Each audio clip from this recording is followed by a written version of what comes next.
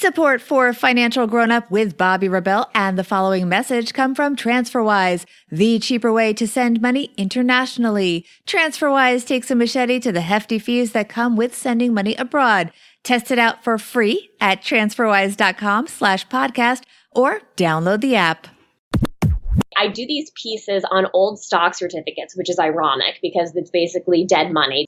And I started drawing these Mad Men characters on them with these Liechtenstein-esque bubbles and thought quotes coming out of their heads. And I posted one on Instagram and I hashtagged the name of the company. And someone reached out to me and said, "Hey, my dad used to own that company. Can I buy that piece of art from you?" You're listening to Financial Grown Up with me, certified financial planner Bobby Rebell, author of How to Be a Financial Grown Up. And you know what? Being a grown-up is really hard, especially when it comes to money. But it's okay.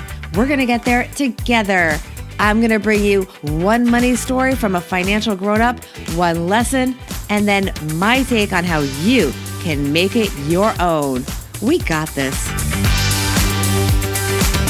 Hey everyone, before I tell you about this week's guest, I want to let you know I have a big announcement coming up after the interview, and it has to do with something that you're all asking me about, the video promos that we put out with each episode and how you can get them for you or your business. So stay tuned for that. All right, now to our guest. You heard her talking about her first sale. Want to know how much that first piece of art sold for? Well, stay with us here. The number surprised me. Artist Kristin Simmons incorporates themes of money and consumerism into her work in thought-provoking and frankly, sometimes polarizing ways. But she doesn't moralize. She's won a number of awards, including the National Endowment of the Arts Award. Kristin grew up in New York, and her work has been informed by the city's culture, which can be a bit over the top when it comes to money here in New York City. She actually started her post-college career working in advertising, doing art as her side hustle. She was able to have a studio area in her apartment, in part because of her early decision to buy an apartment at the age of 23. Being realistic, she did not see it as something that she could do for a living, especially in New York, that is, being a full-time artist. That is until her Instagram feed prompted her very first sale. Here is artist Kristin Simmons. Hey, Kristin Simmons, you're a financial grown-up. Welcome to the podcast. Thanks so much, Bobby. I'm so happy to be here today and talk with you. I recruited you because you are a rising star artist and you focus so much on money and finance-related iconography and themes, a little bit polarizing sometimes. Tell us briefly about your art. Definitely. So my art is very much focused on consumerism and the idea of what money can do for us, both its privileges and its dangers that it has. What inspired you? Can you tell us a little bit more about it? My art is really inspired by the time I grew up in the late 80s, early 90s, when, Reaganomics was really in full swing and the market was booming. And I think a lot of millennials have certain mindsets or proclivities about spending and money because of how we were raised from a subconscious age. And you were raised to be very aware of money. Tell us your money story. Sure. I do these pieces on old stock certificates, which is ironic because it's basically dead money. These are stocks that people were issued pre-Quotron machine in the 60s and 70s. And I started drawing these Mad Men characters on them with these Liechtenstein-esque bubbles and thought quotes coming out of their heads. And I posted one on Instagram and I hashtagged the name of the company. And someone reached out to me and said, "Hey, my dad used to own that company. Can I buy that piece of art from you?" That's crazy. Yeah. Can you tell us how much you sold that first piece for?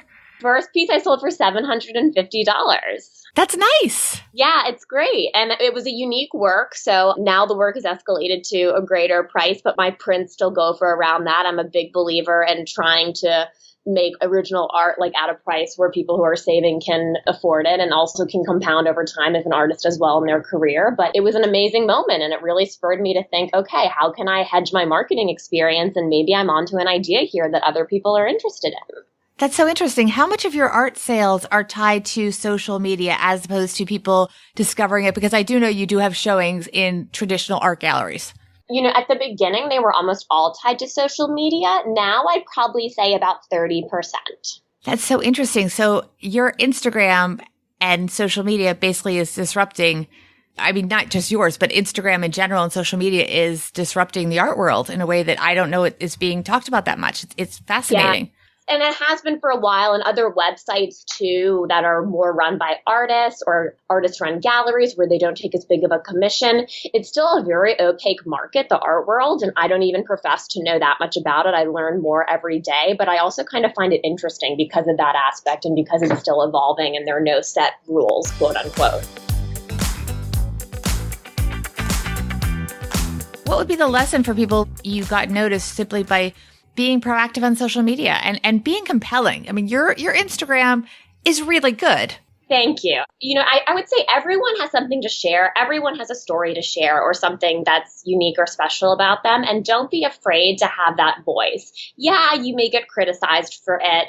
There will always be people who don't like what you're saying or think that, your work or your voice is crap. But that's just, one of the evils of the web. So again, I would just say be confident and just start creating content or posting things or looking into things that interest you and be vocal about them. And if you're approached about selling something, how do you even know where to begin with the pricing? Sure. So that's a question I get all the time. And there's a simple answer and a not simple answer. The simple answer is, what's my time, my hourly rate into making something? What are the material costs? And what is the idea worth? That's kind of a simple formula. And how you figure out what an idea is worth is a little more complicated, obviously. Pricing for artists, is very much set by themselves. It's a market that they set based on what the value they think their work is. For me, it's slightly gone up over time because I've had auction results, I've had museum shows, and it kind of started at, again, that formula of idea, time, plus materials. And now, once you gain additional credentials, you are then advised by galleries to adjust the numbers accordingly. And of course, the galleries take 50%. Have to remember that. Exactly. I want to talk about the money tip that you have brought with you because it's something that so many of us can benefit from. And it has to do with saving money by cooking. And you talk about the 5 ingredients. What do we need? Help us, Kristin. Help us. Oh my God, definitely. I mean, cooking's a great way to save money. And since I work from home, I cook all the time. 5 ingredients. There are a bunch of different combinations, but the ones I like are eggs, spinach, rice, avocado, and olive oil. Why those? And what do you make with those? So they're full of antioxidants and omega-3s, most of those ingredients. And what I typically make is I'll make like a kimchi bowl, Korean style, with rice, and I'll put an egg on top of it, and then you just throw some vegetables in it and some olive oil. It's a really healthy meal. It's very low cost to buy those ingredients, and it keeps you full for most of the day and kind of keeps your brain working and your body feeling good. Where do you get the recipes? Do you have any websites you recommend? Yeah, Real Simple has actually a great cookbook. I think theirs is like 30 ingredients or something under $30 that you can buy. I sometimes get recipes. I sign up for the self.com newsletter, even though I don't read their magazine. They often have good recipes. But Real Simple is probably the first place I would look. I really like their recipes. Excellent. All right, let's talk more about your art, what inspires you, where you're going to be showing this summer, where people can see it, and all that good stuff. Thanks so much, Bobby, again for having me. And in terms of the summer and what I'm doing, I am going to be part of a art gala on June 7th in New York called Shamacha. I'm hoping I'm getting the name right, or the Shamana Gallery. We'll put a link in the show notes. It's a benefit hosted by the Durst organization, who gives a lot of money to the arts every year. And I'm going to be kind of doing an interactive performance piece in an office cubicle space there. And that'll be the first time I'm doing interactive performance work. So I'm looking forward to that.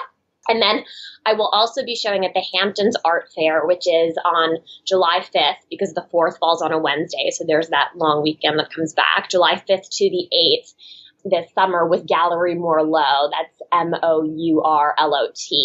That's kind of one of the biggest galleries I show with. I'm going to be showing new work there, which I'm really excited about.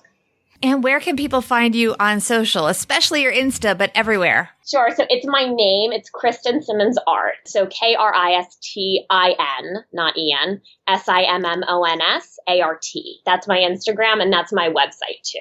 Wonderful. Thank you so much. Thank you so much, Bobby. Hey Hey everyone, I love that Kristin advocates cooking at home. It's an easy and usually painless way to save money. It's also usually healthier. And she's right. Have 5 key ingredients at home. Yours might be different from hers, but that is definitely a way to save money. I want to focus on the idea though of buying art as an investment, or maybe just because you like it and want to own some art. So financial grown-up tip number 1, Kristin pointed out kind of an open secret in the art world. Galleries take 50%. So if an artist is selling work through a gallery, the gallery has costs and plays an important role, and they should get paid. So you got to take that into consideration if you go that route. However, as a buyer, if you know of an artist and you are interested in work that has not been seen at a gallery, you can go to the artist directly and have a lot more flexibility on the price. Thanks to social media, that is easier than ever. And as Kristin mentioned, while $750, which is what she got for her first sale, is a lot of money for many people, it's also a realistic price point for many people looking to start an art collection. If you're interested in actual places to go to discover artists, I did reach out to Kristin after we taped, and she sent along a few resources. I'll put them in the show notes as well, but she mentions Morlatt Editions. I hope I said that correctly. Wide Walls and Art Space for original art. She also says Paddle 8 is a great resource where you can even sign up for a payment plan. Prices there range from as little as $75 to $15,000 for most contemporary work. So $75, you could do that. Financial grown-up tip number 2. When you do buy art, depending on the value, make sure that you insure it. Art can often be insured just within your homeowner's policy or your renter's insurance. But read that policy. You may need to add a floater as a supplement to the policy and get the work appraised. It's also a good idea to make sure there are photographs of the art so that if something does happen, there are documents to support your claim. Okay, on to the big announcement. I'm really excited about this. As I said at the top of the show, I keep being asked about the video promos for the show. Where do I get them made? How can you get one? All that stuff. The secret is I actually make them myself. Even though I was primarily a television anchor and financial journalist in my previous career, I also learned a lot of skills that I now use for things like that. I love making the videos and I have a lot of fun being creative and sometimes a little bit silly. So I've been asked how much I would charge to make them for people and where someone can hire me. But the truth is, I'm not getting into that business. They're not for sale. I've got a lot on my plate with Financial Grown Up and my speaking engagements and brands that I work with. So that is not going to be my next side hustle, even though a lot of you guys have asked for it. But I have decided to try an experiment. I am going to give one away to a listener. So here's all you have to do. Between now and let's say July, every time you see me post a video, a promo video on social media, share it. And I will choose the winner based on whoever shared the most videos between now and when I pick the first winner, which again will be in July. Then I will make a custom video just for you or one that you can use promoting your business. We'll work it out. It'll be a lot of fun. I'm really excited. So, all right. Thank you all for supporting Financial Grown Up always. Please share this episode and any others that you enjoy with your friends on social media. And also, if you have not already, please subscribe so you don't miss any episodes. And this is the big ask. I know they don't make it easy, but it really helps the show get discovered if you rate and review the podcast. More listener involvement. We have just selected our first listener to be a guest. That episode will be coming up in June. I'm excited to share it with you guys. If you want to be considered for the next one, just email us at info@financialgrownup.com. Include the money story and the money tip that you would share if you were selected. To learn more about Financial Grown Up, go to bobbyrebell.com/Financial Grown Up podcast. Follow me on Twitter at Bobby Rebell, on Instagram at BobbyRebell1, and Facebook at Bobby Rebell. Thanks to Kristin Simmons for inspiring us and showing us all that art can be a profitable side hustle and even your main job, and helping us get one step closer to being financial grown-ups.